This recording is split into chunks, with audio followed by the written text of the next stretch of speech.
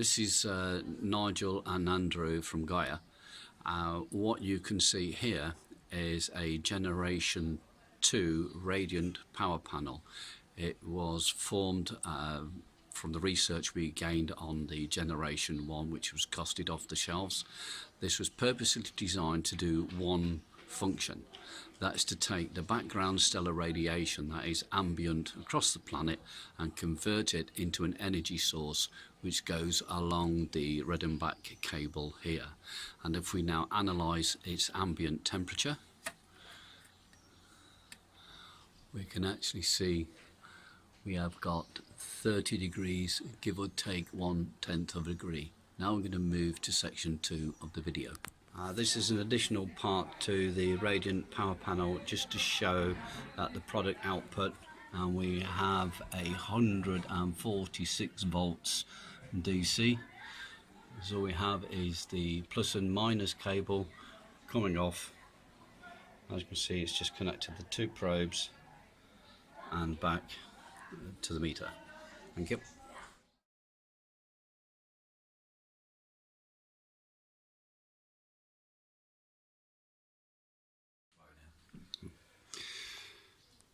Right, what we can see here is, can you see the light bridge just starting to illuminate inside? Sorry about, there we go. That's the light bridge charging up into the unit, and if we now take its temperature, stand by, it says that the device is 28 degrees as an ambient temperature. The light bridge is actually stone cold. Well, I can't say stone cold, it is ambient temperature. It doesn't get hot in its processing of the energy.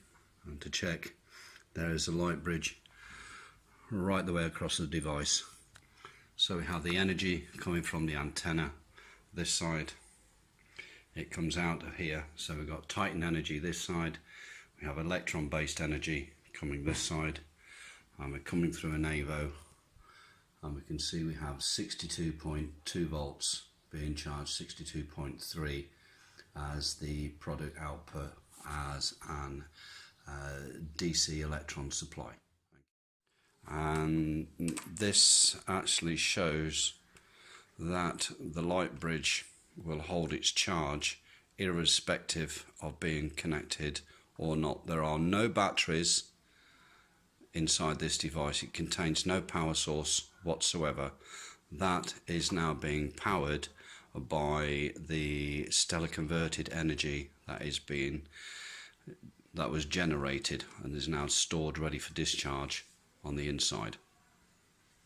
Thank you. The next section shows the antenna providing the Titan transfer across the light bridge out as an electrical source into a managed mass storage energy device. We have two cables coming out. We have the electron energy being fed here, and the second cable is just a monitor cable showing that we have 15 volts DC available. And to confirm the status, as you can see, we have 28 degrees as an ambient temperature. There is no increase in temperature that you would normally associate with a charging circuit. We now come across, the energy goes across through a set of meters into a commercial AC adapter. This AC inverter now is providing power onto the cell phone, which we can see quite merrily is charging. Where's your charge symbol? Yes. Right. There we go. We've got a charge symbol of 69% charging, and at the same time we are also powering a secondary device. As we see, we've got the red and the blue light. Blue says it's an operational, red saying the system is charging. And we're also taking a 230 volt supply, which you can see is 220 volts stable, and we have a zero or nominal drawing rate on the ampage, maybe a quarter of 1 amp, and there is no drift and no change in the power output on the ampage. This is commercial lighting section of the presentation. We have the energy coming through off the radiant power panel. It then goes through the ETI, the energy transformer interface, and is converted into electron-based energy. We have a monitor cable and we have a power cable. And they go through the meters into a commercial AC inverter, providing the power. And what we're going to do is take this domestic light, which is now to be disconnected. We're going across this power cable here, and we're going to plug the same light in there, and there is a commercial light running on background stellar radiation. Thank you. The next section shows DC lighting rather than commercial AC light, and again through the ETI, through the management distribution, and as you can see we've got a nice stable supply coming out. And here is a commercial 12 volt LED disassembled. This device here, the part has been tuned exactly to the power voltage of that, and this is what happens when we connect it. And there we go, is a very, very bright light. I'll just cover this off for the camera.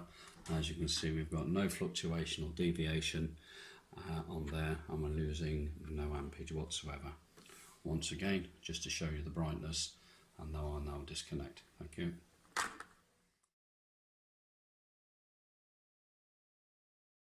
The next section is to show the system working in the load. We have 230 volts, we're drawing nominal ampage, and we have 15 volts DC. What we've now configured is got the AC converter going into a power strip, so we can have a monitor and a device under load. At the same time, we've still got a charging circuit running, and we've still got a charge lamp working on the telephone and a charge lamp working on the camera, and the telephone is successfully now charged to 77%. What we're now going to do is demonstrate the system working under what's known as a torque load. So we're taking a high torque device and we're going to drill a few holes just to see the effect of what goes on. We're drawing 5 steady amps.